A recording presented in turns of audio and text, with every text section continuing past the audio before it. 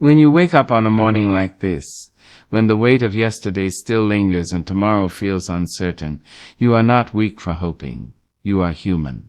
This Friday, January 9th, arrives not as an ordinary day but as an invitation. An invitation to lift your voice when your strength feels small. An invitation to pray even when answers seem delayed. There are moments in life when logic runs out, when effort alone is not enough, and when the heart quietly whispers, I need a miracle. And it is in those moments right there in the middle of your waiting that prayer becomes more than words. It becomes breath. It becomes courage. It becomes a doorway. Today we gather with the faith that unseen hands are already at work, that unexpected blessings are not lost. They are simply on their way. When you pray today, you are not begging the universe. You are aligning yourself with hope, with grace, and with the possibility that something good is already moving toward you.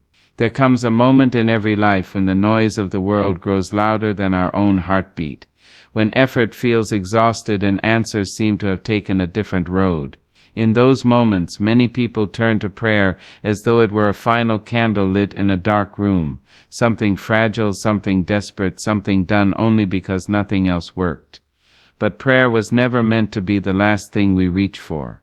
Prayer is the first breath of courage. Prayer is power. Prayer is not weakness dressed in religious language.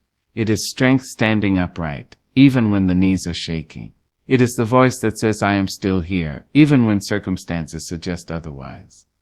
Long before doors close and long after explanations fail, prayer has always been the quiet force that steadies the soul and reminds us that we are not alone in this vast and unpredictable life.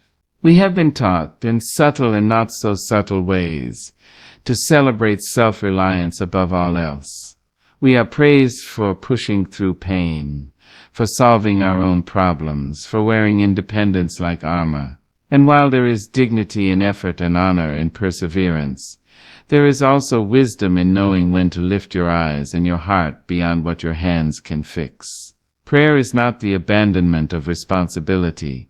It is the recognition of relationship. It is the understanding that life is not a solo performance, but a sacred collaboration. Prayer does not ask you to pretend you are strong when you are not. It asks you to be honest. It asks you to come as you are, tired, hopeful, confused, faithful, afraid, all of it welcome, none of it denied. In prayer, there is no requirement to polish your words or hide your wounds. The power of prayer lives in its truth, not its perfection. Too often, people wait until the ground beneath them has completely cracked before they pray. They wait until the diagnosis is confirmed, until the relationship has ended, until the loss has already arrived. But prayer is not meant only for emergencies. Prayer is nourishment. It is daily bread for the spirit. When practiced regularly, prayer builds an inner resilience that prepares you long before the storm appears on the horizon. Prayer shapes how you see the world. It slows your breathing. It widens your perspective. It reminds you that today's pain is not the final chapter of your story. When you pray, you are not merely asking for something to change outside of you. You are allowing something to awaken within you. Courage rises. Hope steadies. Fear loosens its grip. That is power. There is a quiet miracle in the act of praying before you are desperate. When you pray in advance, you are declaring trust. You are saying, I believe help is present, even if I cannot see it yet. You are training your heart to recognize grace when it arrives. Prayer sharpens your spiritual eyesight so that blessings do not pass unnoticed. Prayer also teaches patience, not the passive kind that waits with folded hands, but the active kind that waits with an open heart. It teaches you to listen as much as you speak. In that listening, clarity often comes. Not always the answer you expected, but the strength you need to keep walking. Sometimes prayer changes the path. Sometimes it changes the pace. Sometimes it simply changes you enough to survive what cannot yet be changed. There is power in prayer because prayer reconnects us to meaning. In a world that often reduces people to productivity and worth to achievement, prayer restores our humanity. It reminds us that we are more than our struggles, more than our failures, more than our fears. It reminds us that we belong to love, to purpose, to something greater than our temporary pain. Prayer is also an act of courage. It takes courage to hope when disappointment has been your frequent companion. It takes courage to speak faith when doubt has learned your name. It takes courage to believe in miracles when life has taught you to expect loss. Yet prayer dares to believe anyway. And that daring, that holy audacity, is where its power lives. When you pray, you are not surrendering your agency. You are strengthening it. You are aligning your will with wisdom. You are grounding your actions in purpose rather than panic. Prayer does not remove responsibility, it refines it. It helps you act from calm rather than chaos, from faith rather than fear. There are prayers that sound like poetry and prayers that sound like sobs. Both are heard. There are prayers spoken in churches and prayers whispered in kitchens, hospital rooms, and lonely bedrooms at night. All are sacred. Power does not depend on volume or vocabulary. It depends on sincerity. Prayer carries memory. It remembers who you were before life tried to harden you. It remembers your softness, your dreams, your capacity to love. When you pray, you return to yourself. You return to the place where hope was first planted. And even when the miracle you seek does not arrive in the form you imagine, prayer is never wasted. It leaves behind traces of strength. It leaves behind peace that does not make sense but holds you steady anyway. It leaves behind the quiet knowledge that you did not walk through your trial alone. Prayer is power because it reminds you that despair does not have the final word. Silence does not mean absence. Delay does not mean denial. Prayer keeps the door open when circumstances insist it is closed. So pray before you break. Pray before you panic. Pray before you assume the worst. Pray not because everything has gone wrong, but because you believe something good is still possible. Let prayer be your posture, not your parachute. Let it be the ground you stand on, not the rope you grab only when you are falling. In choosing prayer as power, you choose hope as a daily practice. You choose faith as a living thing. You choose to believe that your life is held, guided, and seen. And in that belief, miracles often begin not always with thunder, but with a quiet strength rising in your soul, reminding you that you are still capable, still loved, and still moving forward. There is a kind of silence that frightens us. It arrives when the phone does not ring, when the door does not open, when the answer does not come on schedule. In that quiet, many hearts begin to panic, mistaking stillness for absence, delay for denial. Yet history, both personal and collective, has shown us again and again that the most profound transformations often begin not in noise but in hush. Stillness is not emptiness. It is a womb. It is a sacred pause where unseen work is being done. Before a seed breaks open into green life, it rests in the dark, surrounded by soil that looks like nothing but dirt to the impatient eye. But within that darkness, a miracle is quietly arranging itself. So it is with our lives. We live in a world that worships motion. We are praised for speed, rewarded for urgency, and celebrated for always being on our way to the next thing. In such a world, stillness can feel like failure. Waiting can feel like weakness. Silence can feel like abandonment. But stillness is not the absence of movement. It is movement that has not yet made itself visible. Miracles do not always announce themselves with thunder. More often they arrive like dawn, soft, gradual, and easy to miss if you are not paying attention. The heart that learns to be still learns to recognize these subtle shifts. It notices the gentle easing of fear, the quiet return of hope, the small but steady strength that was not there yesterday. Stillness invites listening. Not the hurried listening we do while planning our next response, but the deep listening that requires patience and humility. In stillness, we begin to hear truths we have been avoiding. We hear the wisdom of our own souls. We hear the invitation to trust, even when understanding feels far away. There is a reason so many turning points in life occur when everything seems to slow down. Illness forces stillness. Loss demands it. Transitions insist on it. These moments are not punishments, they are thresholds. They are the places where life asks us to sit with what is long enough to be transformed by it. Stillness teaches us to stop wrestling with time. When we are always rushing, we believe that if something has not happened yet, it never will. But miracles operate on a different clock. They are not rushed by our anxiety or delayed by our doubts. They unfold according to a wisdom that sees beyond our immediate horizon. In stillness, we learn the difference between control and surrender. Control tightens its grip, demanding answers now. Surrender opens its hands, trusting that answers will come when they can be received. This surrender is not resignation, it is faith with its shoulders relaxed. It is strength without strain. The heart in stillness begins to heal in ways it could not, while busy pretending. Pain needs quiet to speak. Grief needs room to breathe. Hope needs space to stretch. When we refuse stillness, we refuse these conversations. When we embrace it, we allow restoration to begin. Miracles often start as internal shifts before they become external changes.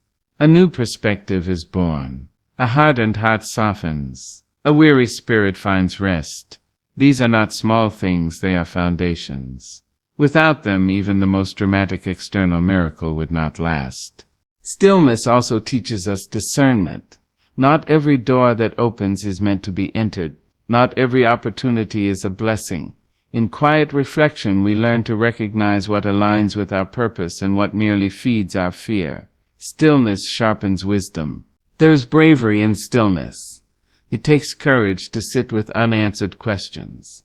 It takes courage to remain present when distraction would be easier. It takes courage to believe that something good can be forming even when there is no visible proof. This courage is not loud, but it is enduring. In stillness, the soul remembers its worth apart from achievement. You are valuable even when you are not producing. You are worthy even when you are waiting. You are waiting. You are enough, even when you are uncertain. This remembrance is itself a miracle in a world that measures value by output. Stillness does not mean you stop praying. It means your prayers deepen. They become less about demands and more about alignment, less about changing circumstances and more about preparing the heart to receive what is coming. In stillness, prayer becomes listening as much as speaking. There are seasons when stillness feels imposed rather than chosen, when life presses the pause button without asking your permission. Even then, especially then, miracles are quietly forming. The pause protects you from moving too quickly into what would harm you. It saves you from choices made in fear rather than faith. Stillness teaches trust in layers. First, trust in the process. Then trust in the timing. And finally, trust in yourself that you will have what you need when the moment arrives. This layered trust becomes the soil where miracles take root. When the miracle finally shows itself, it may look different from what you imagined, but when it comes from stillness, it arrives with peace. It does not require you to abandon yourself. It fits the shape of your becoming. So do not despise the quiet days. Do not rush the silence. Do not mistake waiting for being forgotten. In the stillness, life is gathering its strength. In the quiet, your miracle is learning how to breathe. And when it rises, when it finally steps into the light, you will recognize it not by its noise, but by its familiarity. It will feel like something that has known you all along, because in the stillness it was already with you, growing patiently, preparing to arrive. We are taught from early on to expect life to move in straight lines. Do this, then that. Plant here, harvest there. We learn calendars and clocks, deadlines and due dates, and we begin to believe quietly, stubbornly, that goodness must arrive on schedule or not at all. Fear feeds on this belief. Fear whispers that if it has not happened yet, it never will. But unexpected blessings have never obeyed fear, and they have never consulted the clock. An unexpected blessing arrives without asking permission from your anxiety. It does not knock politely on the door of your plans.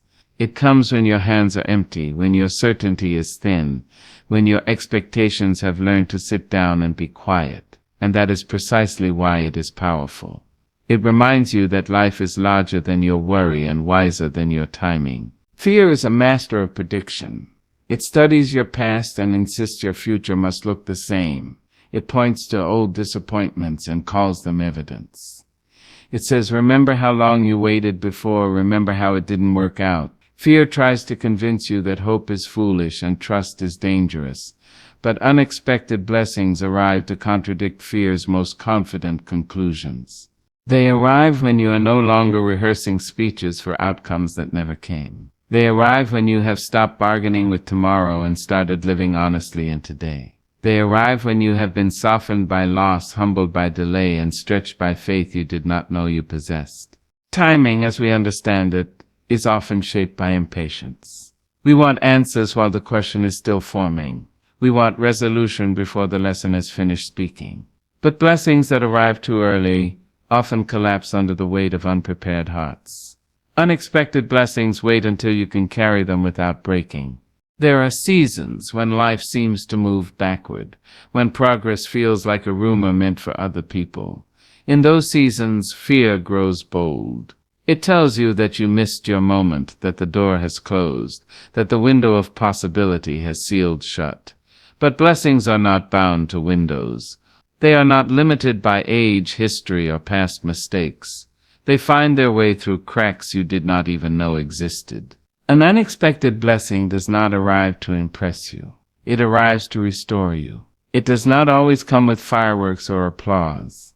Sometimes it comes quietly, disguised as a conversation, a second chance, a sudden clarity, or a peace that settles where panic used to live. Fear overlooks these blessings because they do not match its definition of success, but the soul recognizes them immediately. Timing, when guided by fear, demands proof.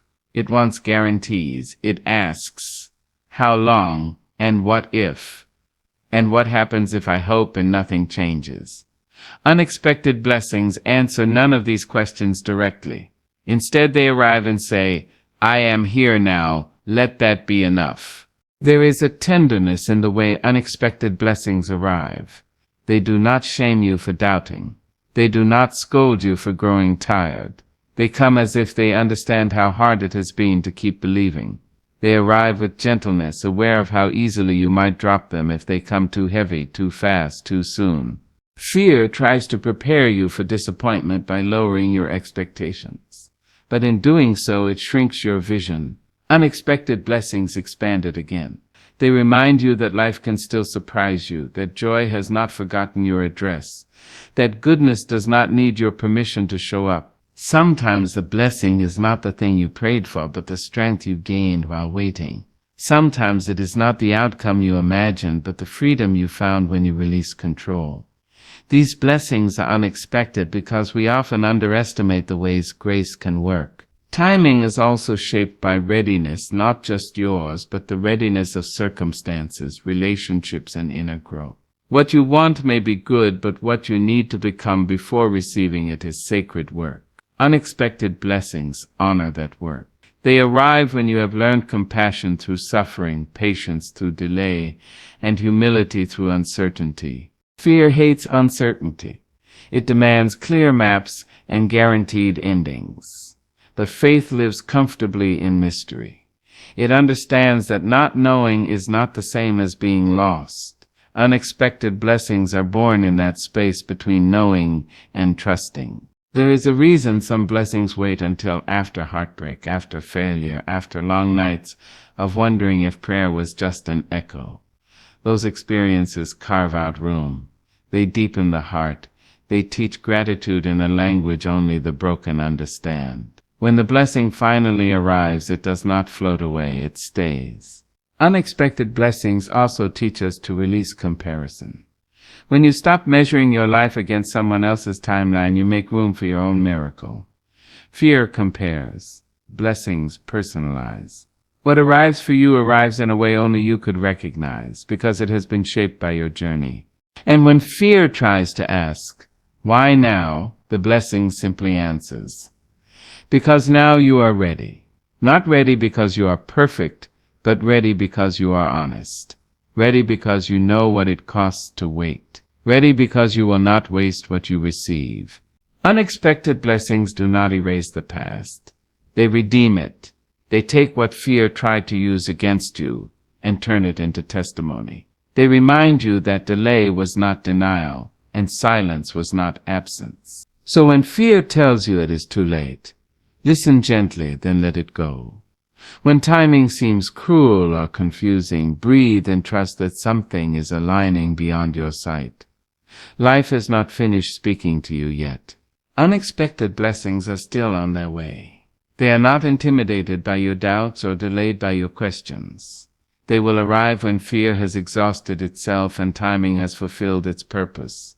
And when they do, you will understand, not with logic but with peace, that they came exactly when they were meant to. Waiting has a way of testing the human spirit. It stretches time until minutes feel like hours and days feel like unanswered prayers. In the waiting, the mind begins to wander and the heart begins to wonder if it has been overlooked. Yet faith steps into waiting not as a visitor but as a companion. It takes what feels like empty time and fills it with meaning. It transforms waiting from a punishment into preparation. We often imagine preparation as action, movement, planning, doing. But faith teaches a different kind of readiness. It teaches us how to become, not just how to achieve. In the waiting, faith works quietly, shaping character, deepening compassion, and strengthening resolve. These are not delays, they are lessons unfolding at their own pace. Waiting without faith feels like standing still in the dark. Waiting with faith feels like standing in a room where the lights have not yet come on, but you trust the switch is there. Faith does not deny the discomfort of waiting. It does not ask you to pretend patience comes easily. Instead, it gives waiting a direction. It says something is happening, even if you cannot see it yet. There is an impatience in us that wants outcomes without transformation. We want answers without growth, arrival without journey. But faith understands that what you receive must match who you are becoming. Waiting prepares you for that alignment. It teaches you to carry blessing without fear and responsibility without resentment. In the waiting, faith teaches listening. When movement pauses, awareness sharpens. You begin to notice patterns you once ignored, truths you once avoided, strengths you did not know you possessed. Waiting becomes a classroom, and faith becomes the teacher who never rushes the lesson. Faith also teaches humility in waiting. It loosens the grip of entitlement and replaces it with gratitude. You begin to understand that life is not obligated to move on your schedule. This humility does not diminish you. It steadies you. It helps you receive what comes without demanding more than the moment can offer. Preparation through waiting also means healing. Some blessings require healed hands to hold them and healed hearts to sustain them. Waiting gives wounds time to close, grief time to soften, and anger time to release its hold. Faith honors this process. It does not force readiness, it nurtures it. Waiting with faith refines intention. What once felt urgent begins to feel selective. You stop chasing everything and start discerning what truly aligns with your purpose. This discernment is preparation of the highest order. It protects you from receiving what looks good but leads to harm. Faith transforms waiting by anchoring hope. Hope in waiting is not naive optimism, it is disciplined trust. It is the decision to believe that time is not being wasted. Hope stands watch, guarding the heart against bitterness and despair. There is also a quiet courage learned in waiting. It takes bravery to stay present when escape would be easier, to remain open when disappointment has taught you to close. Faith cultivates that courage gently, reminding you that strength does not always roar. Sometimes it whispers, stay. Waiting teaches dependence on what is eternal rather than what is immediate. Faith shifts focus from constant results to lasting growth. This shift changes how you measure progress. You begin to recognize maturity, peace, and resilience as victories. Preparation through waiting also builds resilience. When you have learned to endure uncertainty, you are less shaken by it. You stop fearing pauses and start trusting them. Faith does not promise a life without waiting. It promises you will not be empty while you wait. Waiting prepares gratitude. When something comes quickly, it is easily taken for granted. When it comes after patience, it is cherished. Faith ensures that when the blessing arrives, it will be met with reverence rather than entitlement. There is an unseen partnership at work in waiting. While you are being prepared, circumstances are also aligning. People are growing, situations are shifting, and opportunities are forming. Faith trusts this unseen work. It believes that preparation is happening on multiple levels at once. Waiting also strengthens boundaries. You learn what you will no longer accept, what you are willing to release, and what you will protect. These boundaries are preparation for healthier relationships and wiser decisions. Faith transforms waiting into preparation by reminding you of identity.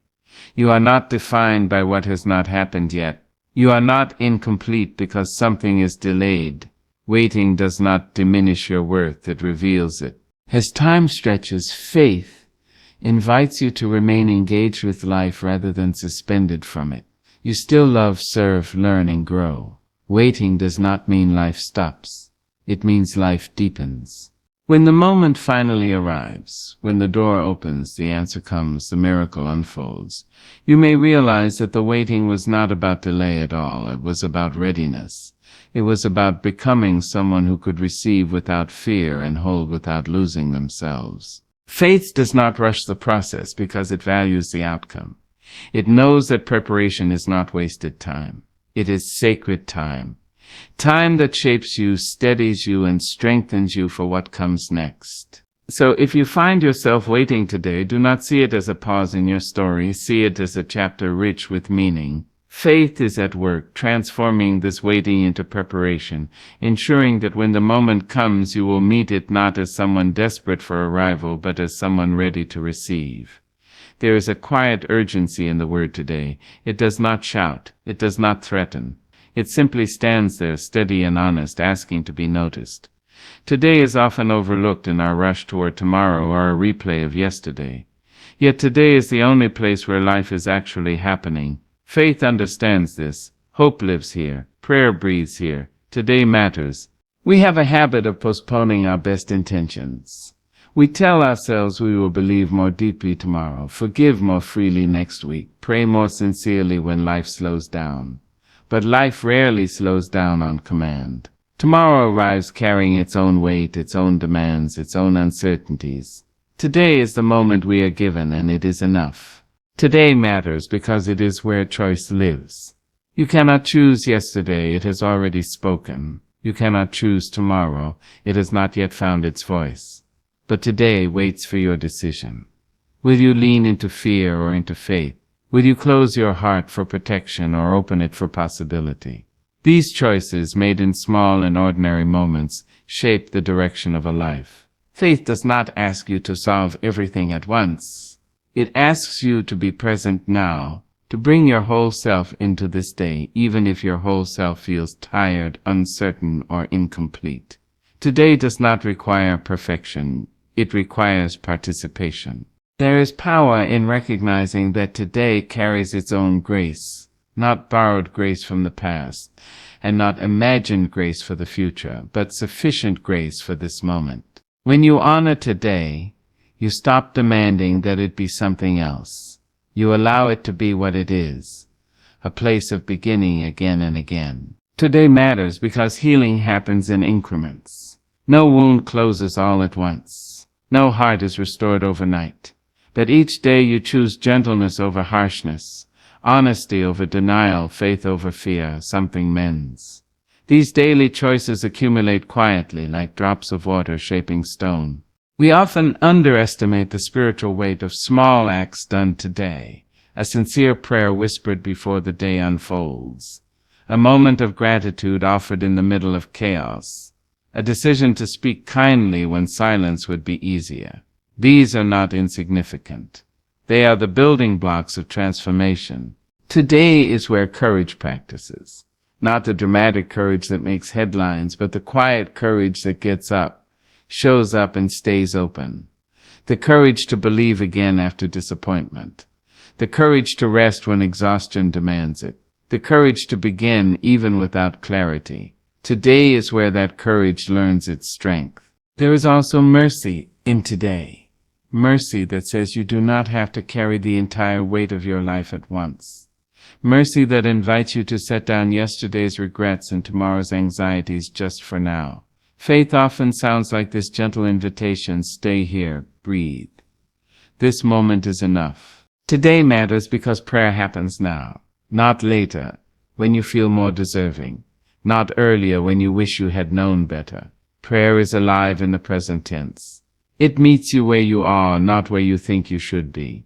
When you pray today, you are not behind. You are exactly on time. There is a tenderness to today that we miss when we are always rushing through it.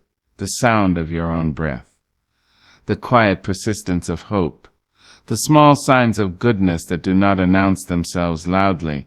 When you slow down enough to notice today, you begin to recognize how much life is offering you right now.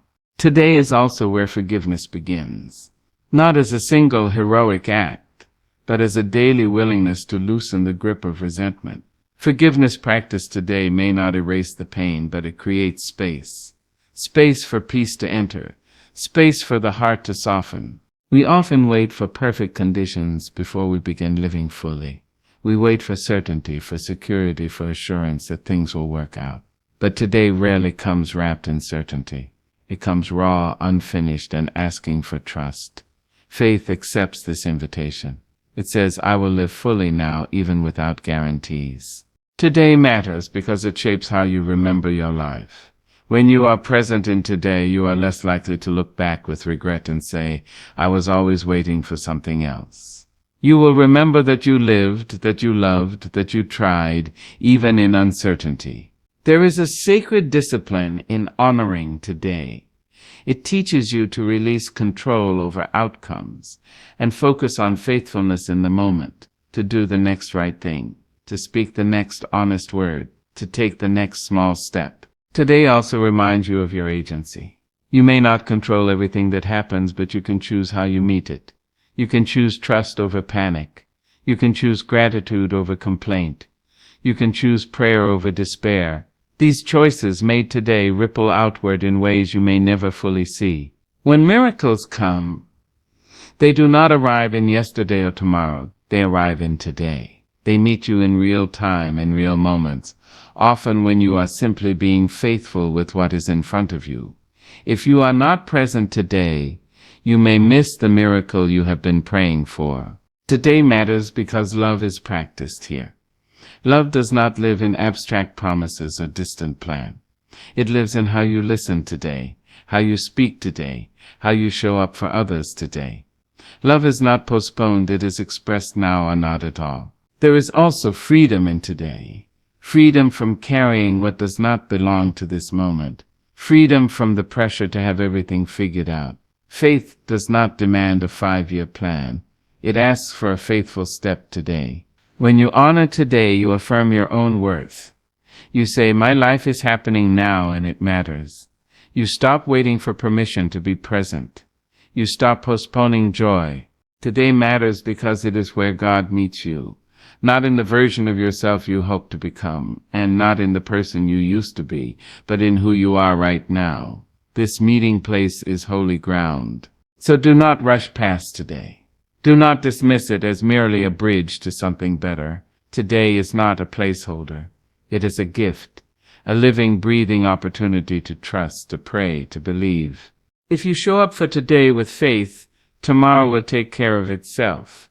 And one day, looking back, you will realize that your life was not transformed in a single moment, but in many faithful todays, each one chosen with courage, presence, and hope.